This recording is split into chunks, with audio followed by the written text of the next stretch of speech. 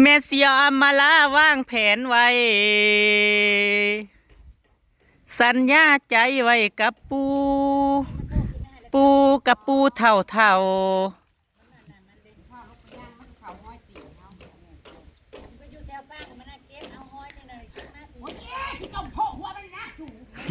กับสวัสดีอีกรอบด้วยพี่น้อง EP 2พี่น้องยินดีต้อนรับเข้าสู่ช่องเจสี่เนาะพี่น้องเนาะเฮ้ยน้าสาวนี่น้ำป้าเฮ็ดน้ำข้าวปุ้นนั่นได้แล้วนี่ตัวหนึ่งนี่บักใหญ่นี่ในอ่างนี่นี่ป้ายังอ่ะเราเอามาปล่อยไว้บ่อันนี้ป้ายังนี่โบเขายังได้ปากโบโอ้ลองปีนไต่ขับพีเด้อพี่ไม่ครับพี่มันใส่เจ็บเลยมันลงนี่บ่มีปีงไหนลองมันไต่เขาเด้อมีปีงบ่ปีงอันตัวใหญ่อยู่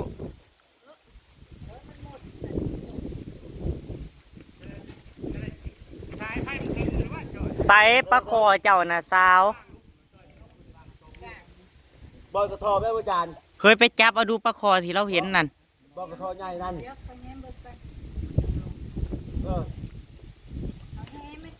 น้ำยังลายอยู่บอลกระทอนั่นเบิ้งข่อยสิไปทำแยงน้ำเรา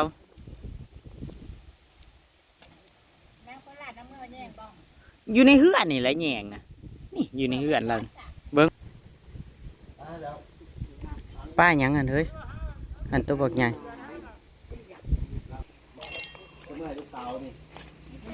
เชื่อเมื่อไงไผ่บ่ได้ข่อยก็กลัวสิได้มาข่อยซื้อเข้ามาอีก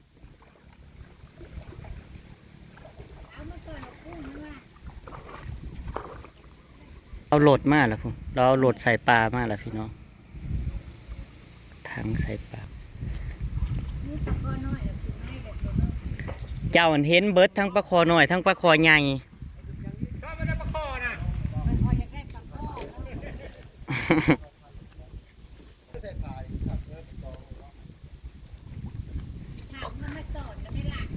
ของเราหมักเราหูดอกปลาเท้าปลาสอนบ้างเลย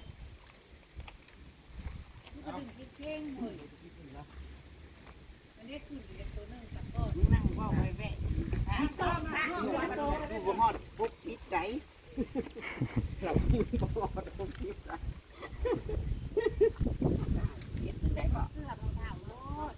9 ปีอยู่มา9 ปีว้าวหรือว่าเราสิบ่ฮอด60ตอนเราหา10กวดเราหา10ปลายแหละซุ่มเพิ่นนั่นแหละยังบ่ทันละฮอดไม่ว่านะสาวข่อยสอนเอากุ้งเอาไปซิ่วกันพี่น้องสอนเข้ามุมมันเฮ้ยแต่ระวังขี้ตมเด้อเจ้าจ้อนขึ้นได้เฮ้ยขี้ตมมันเลิก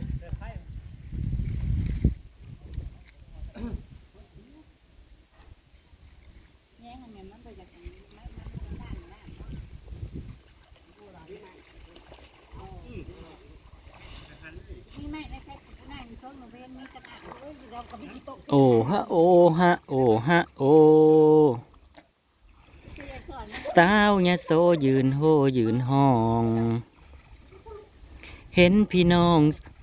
ก้อนเด้อใจสะเทือนเข่าแล้วลมทวนเดใจอีนางปิดป้าน่ะเต็มแยงหักห่างและอยู่กลางแทนบ่เห็นแฟนของน้องคนเก่าใจเงาหากเข้ามันห่วงไม่เบิ่งขึ้นเร็วสายลมไหลเลื่อนไหลเลื่อนตามดีทำไงปลาใหญ่พี่น้องปลาใหญ่แป๊บอย่าพึ่งขึ้นอย่าพึ่งเอาปลาในจะเคยปลาใหญ่บอลปลานั้น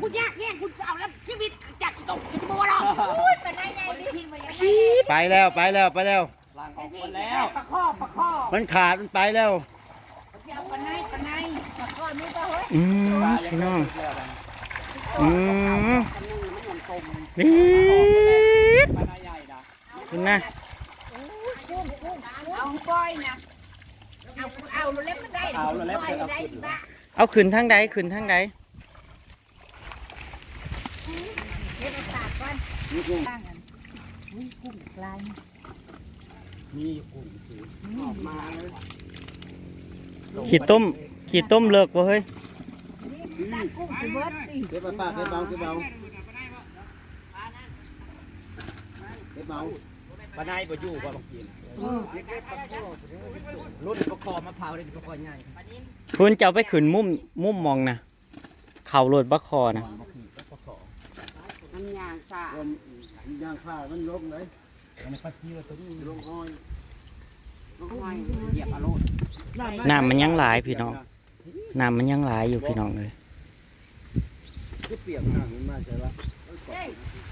นี่กุ้งเนาะเด้อ เบิ่งขีดต้มนะขีดต้มพอดีเพียงหัวเข่า ต้มมันเจือนลงมา จะเอารถแมคโครนั่นส่วนขึ้นรถไม่เซียวแงงมันขาดบ่นาละป้ามันออกเมื่อกี้นี่นะโอ้ยอันนี้ตัวหนึ่งเอาแม่จับเอามันแหน่ แม่ไข่ที่เจ้าอ่ะมาขายโลกแล้วยังลูกกระเพาะย่างบ่ได้เนี่ย เพิ่นย่างบ่ได้ขี้ต้มเลิกแง่เฮ้ยเลยหัวเข่าเลยได้ขี้ต้มนะ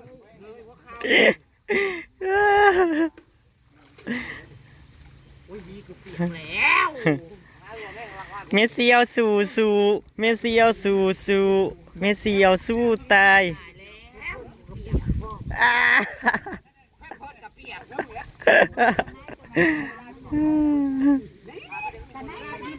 อุ้ยปลาในใหญ่ปลาในใหญ่ มันบ่มีกันหลายลองเบิ่งมันมึงเนี่ยมัน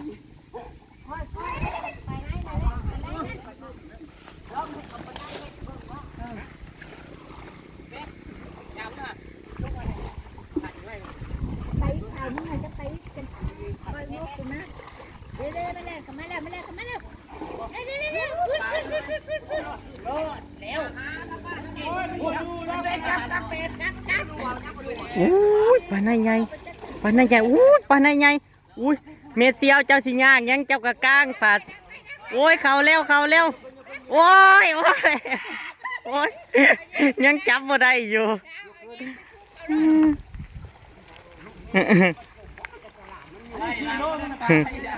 โอ้ยจับมันยาก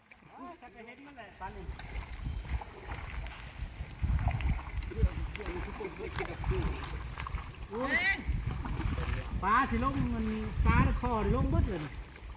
เนาะลงจมเบิดลงต้องได้นะลงมาหายต้ม เดี๋ยวคุณจะตายตัวตาย มาหายใจ ปลานั่นหลายพี่น้องนี่แต่ตัวใหญ่ปลาในปลาในโคตรใหญ่เลยเมื่อกี้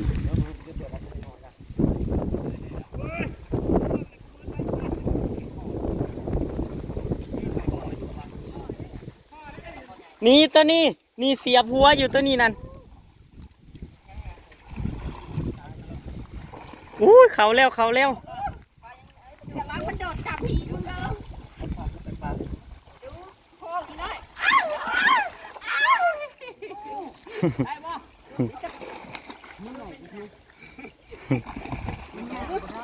ลมแห้งไปดิมันเกลื่อนลงมาดูเอ้ยขึ้นที่มันจะบดลมขึ้นที่ โอ้มันจับมันลูกโอ้ปากเขานี้กู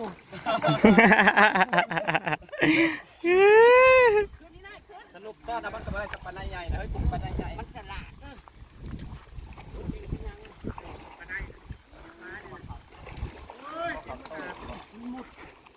มาที่เขาปลาใหญ่เขาเลย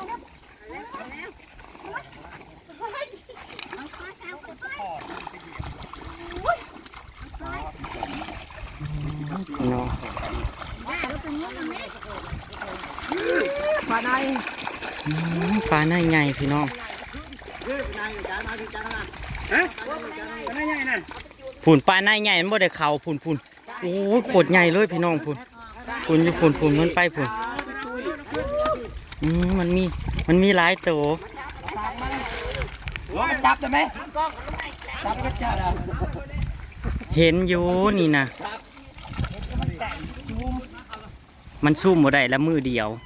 โอ้ยมันตัวใหญ่มันก็กินบ่หมดไปเห็นมันใหญ่ป้าเอาปนิดเลย เฮ้ยไปจับดูปลาในเจ้านะอ่ะจับให้แล้วเนี่ยนะ ตัวปลาในตัวนี้นี่ปลาในปลาในนี่พอดีนี่เฮ้ย ไม่เที่ยวไม่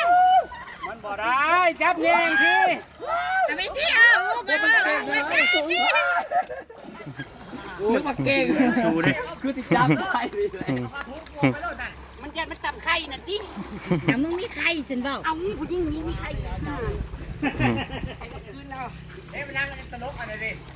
เฮ้ยไปจับเฮ้ย เอาดูที่ไต่ในทั้งนี้นี่ ทางกันหน่อยทีนี้ไม่ทางแน่น เอาสินขุบเอาโลดเอาน้ำคือเอาใส่ถังแล้วก็ปลาแล้วก็ใส่เปิดแล้วล่างนะฮะต้องแง่งต้องแง่งใส่ล่างก่อนรอ ปันไหนตัวใหญ่แท้เลย ใส่ไปใส่ถังไว้ปลาถังนะฮะเอาจับกันไปใส่ปลานะจับกันไปปลาใหญ่ โอ้ย จักปีนะไม่เสียวเจ้าเลี้ยงนะ ปีครับบุกยันเลยนะอุ้ยจับสองมือเลย เฮ้ยมาจับอยู่ในแยงพี่ โอ้ยไม่สิโดด หนึ่งตัวนี้ได้เห็ดจ้ำนะจ๊ะ จัดการ เดี๋ยวไปจ้ำเขาอย่าจ้ำปลา มันตัวใหญ่ปูทางเฮ็ดน้ำปูนนะ เพราะเอาตัวอีกตัวนึงตัวนี้จ้ำตัวนี้ ตัวน้อยตัวนี้นะ ตัวใหญ่แท้ใหญ่แห้งยังอีกหลายโตวอยู่พี่น้องโอ้ย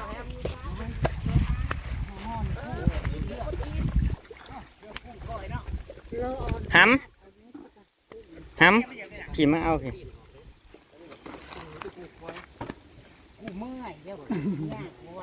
สุกก็จะไต่มองกันต้มลายเฮ้ย หาทางมาใส่ในคนนะ มาพี่ครับปลารถขนาดนั้น หายมาทางลบไปติ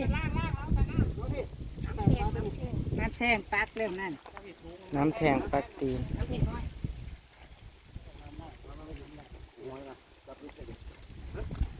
ตายเท่ากับใส่ตายบ่ไปคุณแม่ยานะ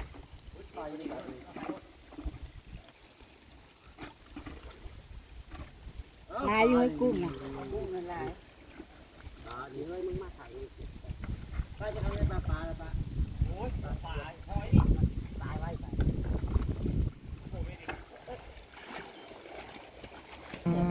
พี่น้อง อุ้มเอาไหม โคตรใหญ่เลยโอ้ยเดี๋ยวเอากระขู่ทางมาใส่ ตัวใหญ่เลย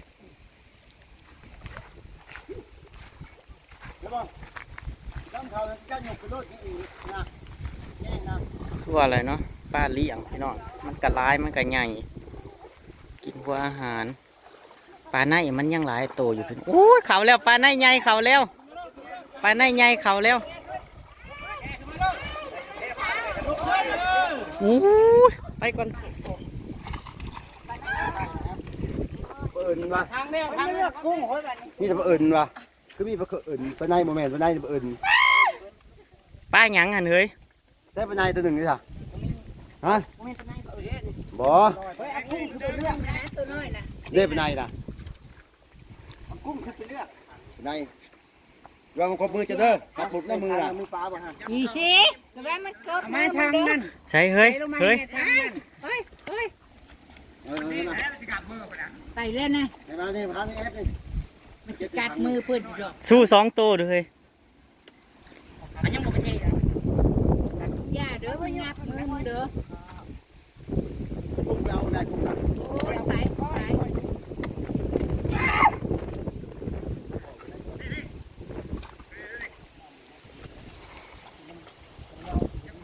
อ้ยเป็นจ้า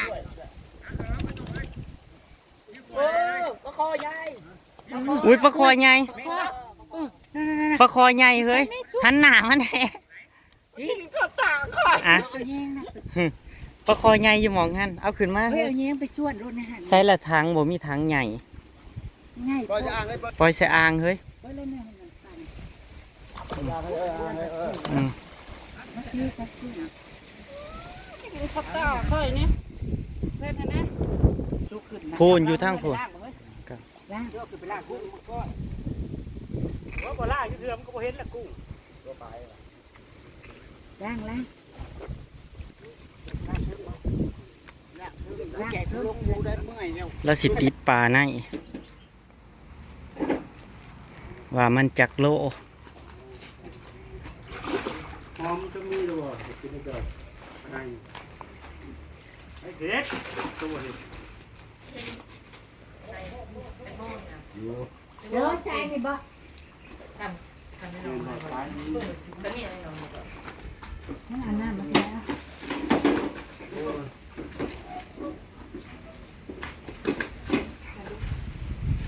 สัมปลาเครื่องพี่น้อง พูดยังไปอีกครับ จักโลปีด3 โลพี่น้องสัมปลาเครื่องส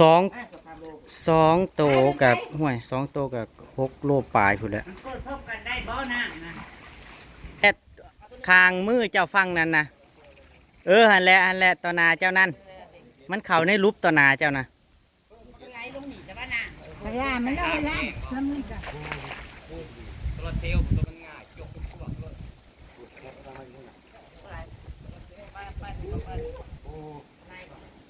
ขี้ต้มนั่นเลิกแห้งบ่ได้ปลาคอจักโตขึ้นมามันลมำ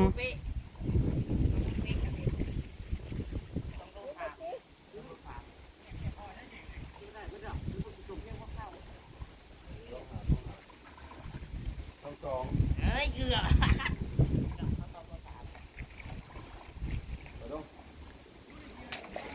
นี่เมื่อกี้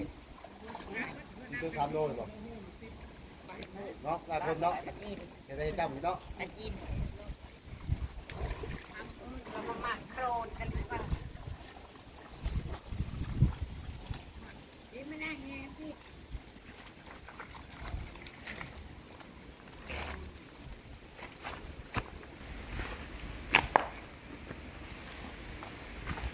น้ำจ้าน้ำได้ นี่ๆให้รถนี่ เอาไปได้คุณมาชิล ต้น มา ตาล เราแล้วมันสิเบิดเพื่อนน่ะหน่อย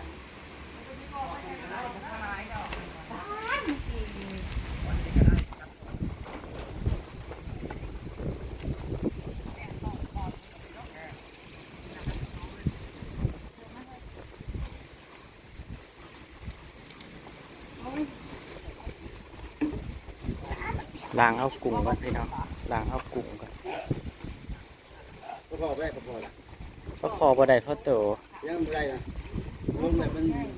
หมุนเต็มกระโปรงหมุนได้ มันขี้ต้มมันหลาย ถ้าบ่มีขี้ต้มน่ะบ่ว่า แล้วก็มีขี้ต้มกับน้ำมันยังหลายเด้มันก็เลยเอาหยาก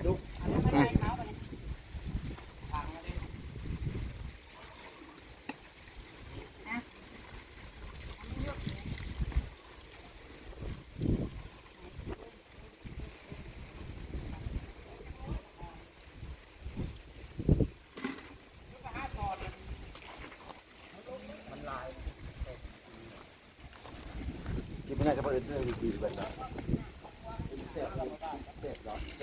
ปิ่งบ่แสบปิ่งบ่แสบว่ะปิ่งแสบบ่แบบว่าเห็ดปลาเผาหั่นนะเห็ดปลาเผา ใหญ่โคตร มันใหญ่โพด ใหญ่ตัวปลายเลยตู้อยู่บนในวะ อ้วนตัวใหญ่ ปลา เลย ลายปลาอื่นเขาจะบอกว่าอันนี้คือปลาบางเอิญ เสียไปเห็ดหยัง ไปทำน้ำยา อ๋ออันนี้คือเสียไปทำน้ำยาครับขนมจีนพี่น้องจะเอาไปทำเฮ้ยอย่าไปซ้อนมันสิมินข้าวออกไปได้จักโลล่ะ เอาปลาอันนี้นะเห็นไหมแซ่บกว่าทุกคนนะแซ่บแต่ปีแล้วตั้งอ่ะ เราซื้อน้ำมันแดงอยู่นะน้ำแดงอยู่ ก็เดี๋ยวจะกลับไปซื้อแล้วเอายังไงกระเทียมหอมแดง ขับปุ้นอยู่บ้านนี่มีเขาขายอยู่มีขายอยู่ นี่กระปุก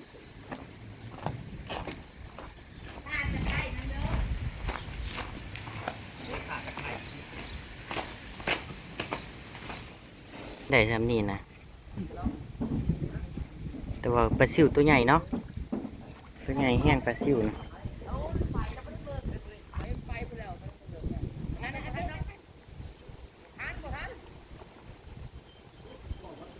ใส่เห็นโตมันบ่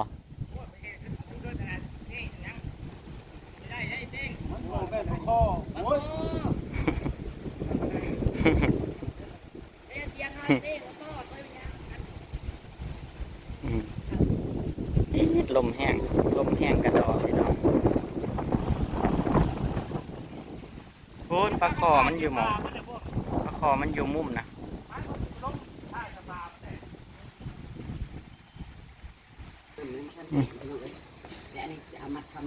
ปลาคอน่ะเห็นอยู่เฮ้ยหลายตู้อยู่แต่มันเอาบ่ได้อีกติดตามคลิปหน้าแล้วกันไปแล้วพี่น้องขอบคุณเด้อพี่น้องเขามารับชมผักดูโฆษณาเนี่ยพี่น้องไปแล้วพี่น้องสวัสดีครับผมอันนี้คือเศษน้ำยาครับคุณพี่น้องเห็ดน้ำยาปลาพี่น้องนะสาวคอย